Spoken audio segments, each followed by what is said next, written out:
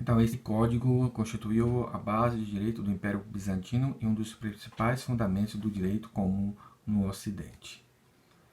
Agora vamos para uma outra parte, né, vamos ver um mapa onde nos mostra a divisão do Império Romano Ocidental e Oriental. Temos o lado imposto Império Romano do Ocidente, né, cuja capital Roma. Temos a capital do Império Romano do Oriente, cuja capital é Bizâncio. Esse Império do Oriente ficou conhecido depois como Império Bizantino. Esse império foi dividido depois da morte de Teodósio, no ano 395, depois de Cristo. Então daí, esse império sobreviveu, né, durante algum tempo, e graças a ele o Império Romano só desapareceu depois de vários anos depois, né? Então ainda continuou. Essa forma de dividir o Império, devido ao Império estar fragmentado, já está praticamente perdido.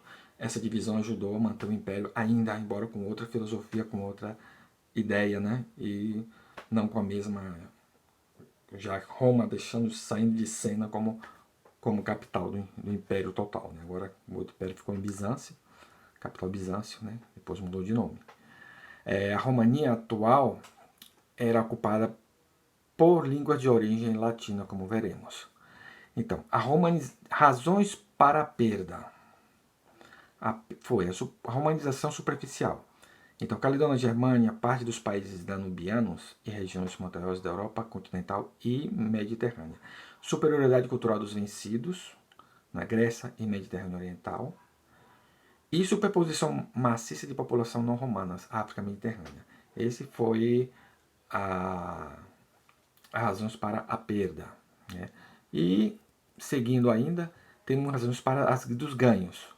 Quais os ganhos que teve com tudo isso? Foi os movimentos colonialistas iniciados com as grandes navegações e os movimentos de propagação do catolicismo, no caso que todo o Império Romano tornou-se cristão, né? No caso naquela época católico, né? Esse foi um dos pontos, né?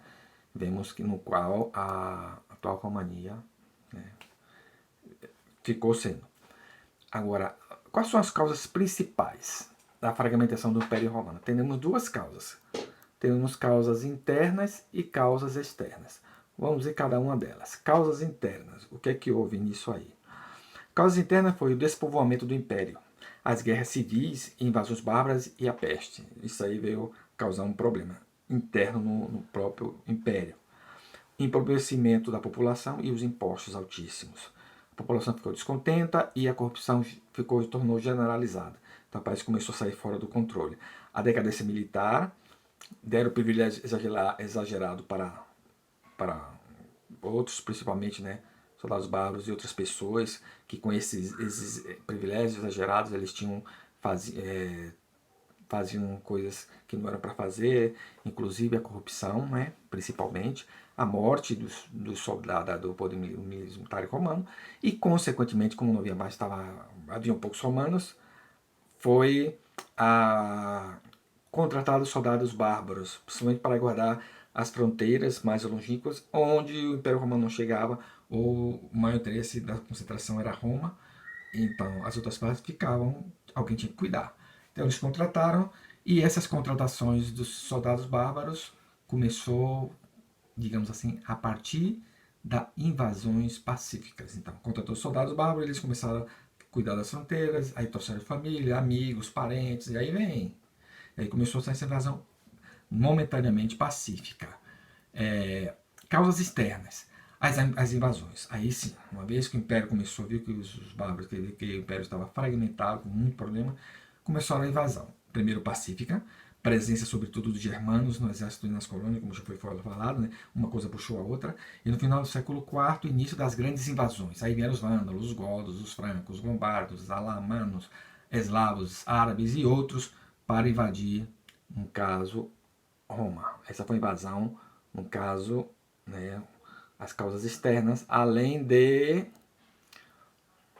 a partir do século II, com Trajano, né, começou a decair, quer dizer, o Império Romano veio com Trajano, começou a cair, a descentralização progressiva provocada pela própria extensão do Império e agravada por uma política inconsequente. Habitantes de regiões mais afastadas predominaram no exército e na administração, como foi falado, né? Esses habitantes, eles eram, em sua maioria, bárbaros. No século V, a presença da população bárbara no Império era mais maciça, cada vez mais. E durante uma excursão dos visigodos pela Itália, foi deposto o imperador Rômulo Augusto, no ano 476. Fato que os historiadores utilizam como marco cronológico do fim do Império Romano. Então, a queda do Império Romano é no ano, segundo os historiadores, no ano 476. Mas o Império Romano do Oriente, não, perdão, do Ocidente, o do Oriente ainda não. E aqui vemos um mapa com as invasões bárbaras e a queda do Império Romano. Aí vemos para onde eles, de todas as partes de onde eles vieram, e eles começaram a invadir, como já começamos na sala, nós já vimos esses mapas, já vimos quais são os processos de invasão até a total queda do Império Romano. Então vimos todos esses fatores, né, no qual o Império Romano caiu. Daí vemos a próxima etapa, que será justamente a formação das línguas românicas. A formação das línguas românicas surge e se desenvolve nas províncias em que a latinização lançou raízes mais profundas e resistentes às mudanças políticas e sociais, bem como as intermináveis guerras e invasões, segundo Baseto. Os fenômenos externos mais relevantes que favoreceram a dialetação do latim vulgar e, consequentemente, a formação das línguas românicas